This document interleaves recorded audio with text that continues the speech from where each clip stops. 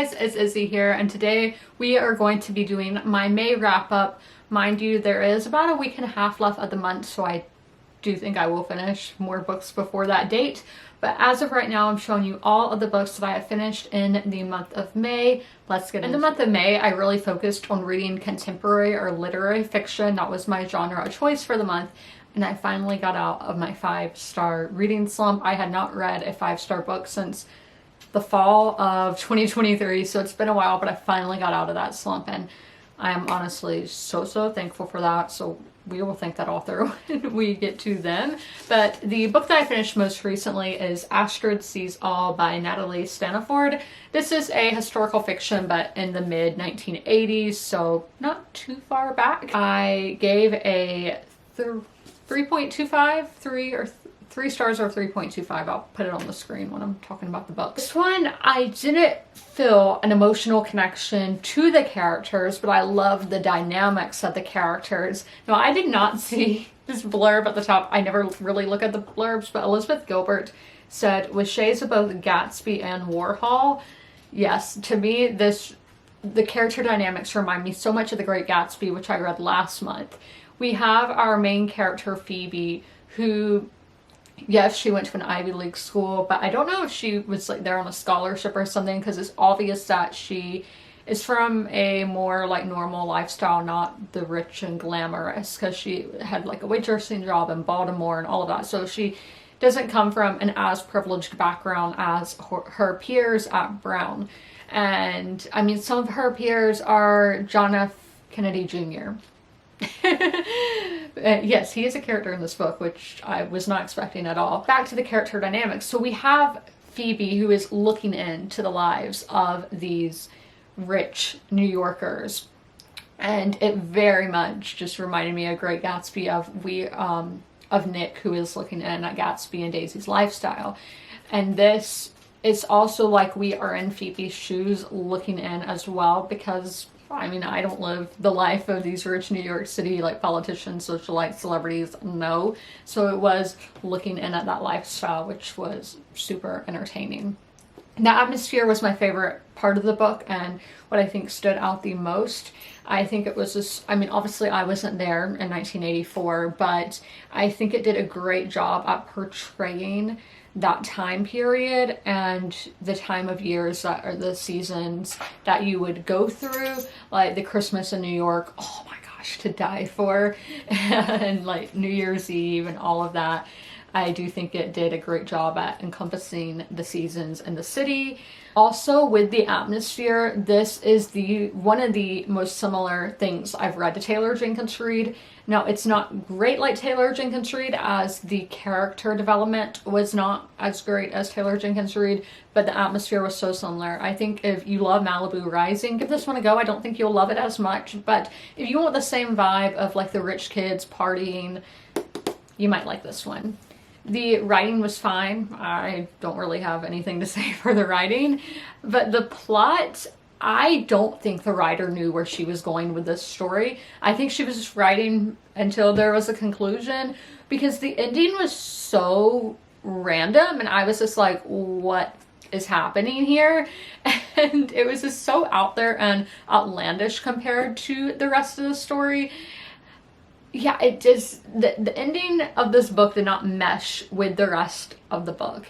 And I was just like, what is happening here? What is real? What isn't real? I know a lot of people like that. And I mean, we do get a kind of a conclusion of what's real. So don't think it's like an ambiguous ending. It was just very weird, and I don't think a lot of it all added up. Next, we have the book that I did as my buddy read, and that is Our Missing Hearts by Celeste Ning. I gave this one a straight up 3-star. There are my tabs, there are my notes from my buddy read. Characters. Celeste Ning is an author that I heavily associated with character work before reading this book, because in her book Little Fires Everywhere, we're following like 2 families and the relationships of everybody in those families, and the character work was amazing. I loved it. I still think about it a lot, and I know there is a Hulu show for it, but of who I personally would cast in the movie for it, I think of that all the time. So she was great at characters, and here, not at all. Not at all. So we have Bird, who is our main character. He is a 12-year-old boy, and his mother is a famous poet who left his life because she just disappeared one day. And then his dad is a professor who, I should say, the mother is white, the mother is Asian and the father is white. And in this world, there is basically a Cold War going on between China and the United States. Everything Asian is basically frowned upon. Once his mother leaves, his father gets rid of everything that has to do with the mother and is like, we know nothing about her, because he obviously doesn't want to be a target for, awful things to happen to them. Bird is, as I said, is our main character here, and a lot of his story was just very unbelievable to me. Like Where the Crawdads Sing is very similar to that kind of, where it's just so unbelievable that this 12-year-old boy is going on this journey, and I'm like, how are the adults who aren't his family, how are they allowing this stuff to happen? It was just very out there. And then later on into the story, towards the end, the two last quarters of the book, or I guess that's the second half of the book, Bird's story really gets pushed aside and he becomes a background character. When he was, for the first half, our main character who we were supposed to root for and all of that, he gets pushed aside. The character work was just really clunky. Atmosphere, again, this is another book where I think the atmosphere was the best part. This reads like classic dystopian, classic sci-fi. It really reminds me of like George Orwell and Ray Bradbury. So think Fahrenheit, think 1984. It's very reminiscent of those kind of books. And then if we want to do modern comparison, or real world comparisons, Nazi Germany. I think this, because when I was first reading this, I thought this was a dystopian where something terrible happened a long time ago. But no, I think this is more the crisis, as they refer to it. It's something more on like a 2020 scale. If you were in 2020, all the riots and protests and Donald Trump and COVID. There was a lot of stuff, as I was saying, with Trump, the elections and everything going on. And that's just so it feels like it was something on that scale rather than something, like alien invasion or nuclear war. It wasn't something like that. So I do think the author did a great job at her world building, and with the characters, they had great backstories. So the author did a great job at building those backstories, but in the actual book, I couldn't connect with the characters. Writing, I think Celeste Ning was trying to be poetic, and as I said, Bird's mother was a poet. You can see that it was trying to be poetic. The writing was fine. I don't have any negatives to say here. For plots, this plot just fell flat for me. You would think this would be a great story, because one of our main things happening here is a lot of children get taken away from the parents that the government sees as unfit, rather that be because the parents went on a political spill or they were asking too many questions of the government, things like that. So these children are being taken away. Nobody knows where they're being taken or what happens to their parents. And you would think that would be an emotional story, but I did not have an emotional impact reading this book at all. It was just flat. And I think it ultimately falls back on those characters not being developed enough or having enough of a character arc that it made me not care about the other aspects of the story. Now we have a 5-star read, guys, and that is Disoriental by Najar Dajavadi, and this is translated from the French by Tina Cover. Oh my gosh, I love this. I don't know going in. I went in pretty much with no expectations.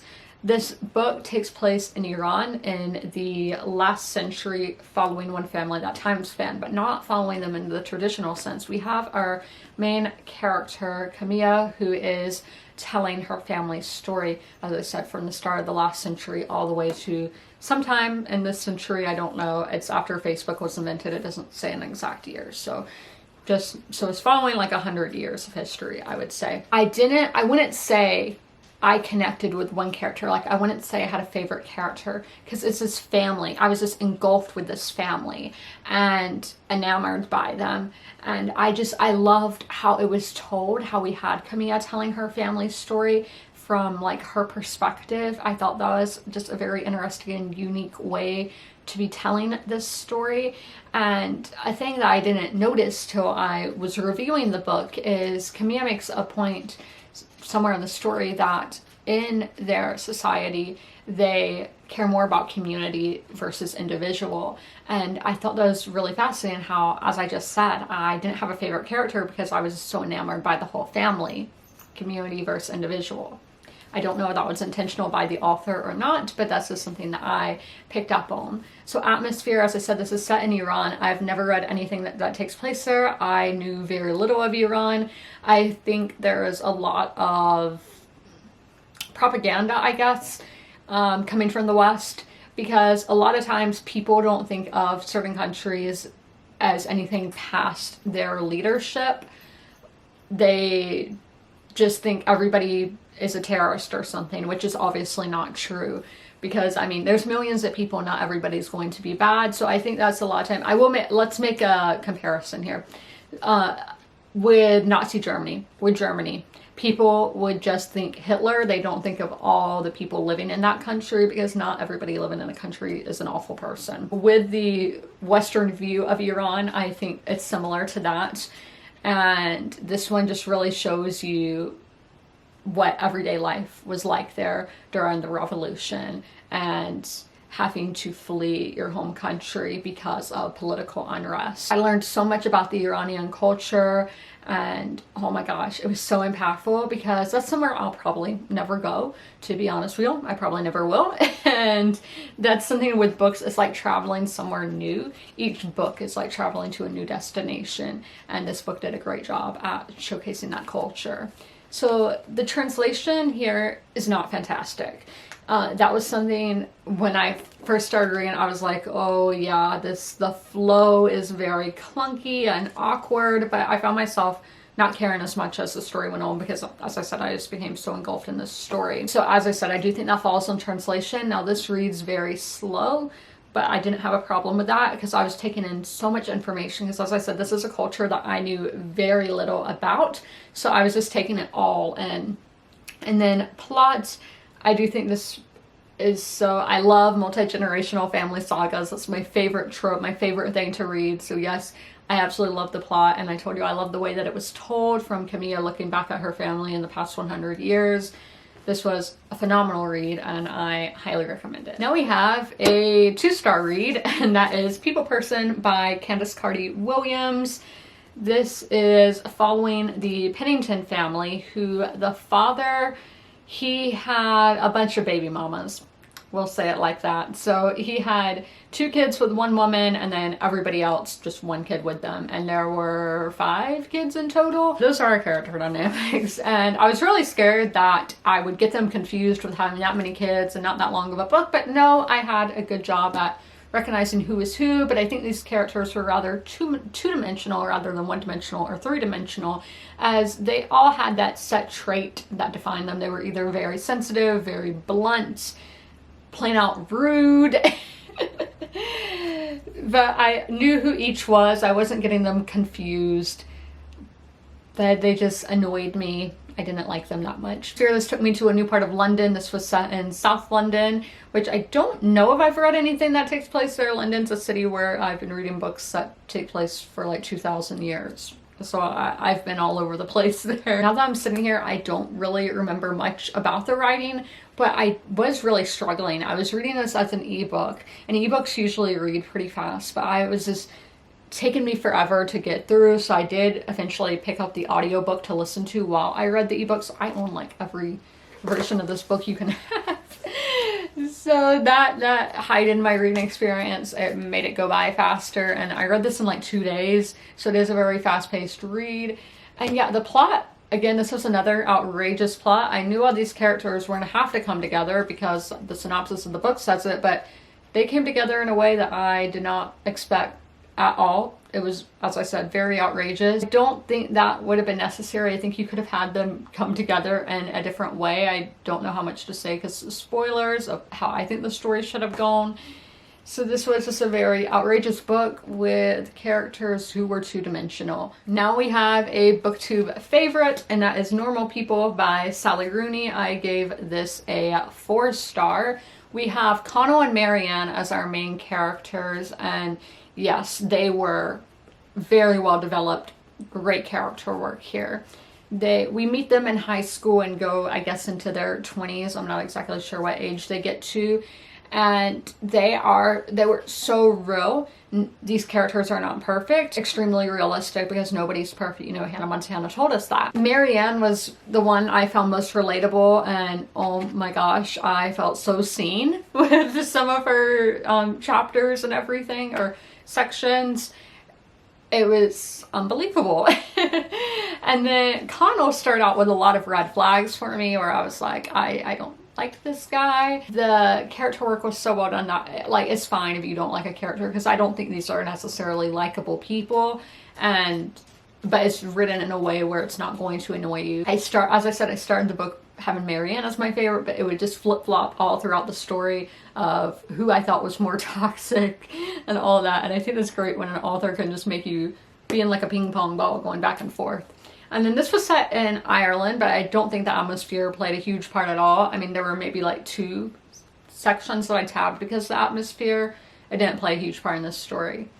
The writing, yes, this was good writing. There's a lot of green tabs here. Writing was great. And then the plot, I loved dissecting this relationship because this is a character-driven book at its core, so it is very much about friendship, relationships, and I do think the author did a great job with that. This is going to be one that's kind of hard to talk about, and I give it a 4.5 maybe, and that is A Breath of Snow and Ashes by Diana Gabaldon. This is the 6th book in the Outlander series, so I can't really say much, but I did love it. I learned a lot about my own local history in North Carolina, and I always appreciate learning. I tell y'all in like every video, that's my goal in life. So yes, I did love this one. Okay, final 2 books now. We have At First Light by Barbara Nicholas. This is a mystery book. So these characters were very unique. We have a woman detective, Addie, and then we have Dr. Evan Wilding, who happens to be a dwarf. He is like learning about languages and all that, teaching about that, I guess, because he's a professor. And those were just very unique characters. I haven't read anything like that. And then the atmosphere is Chicago. So, I mean, yeah, fine.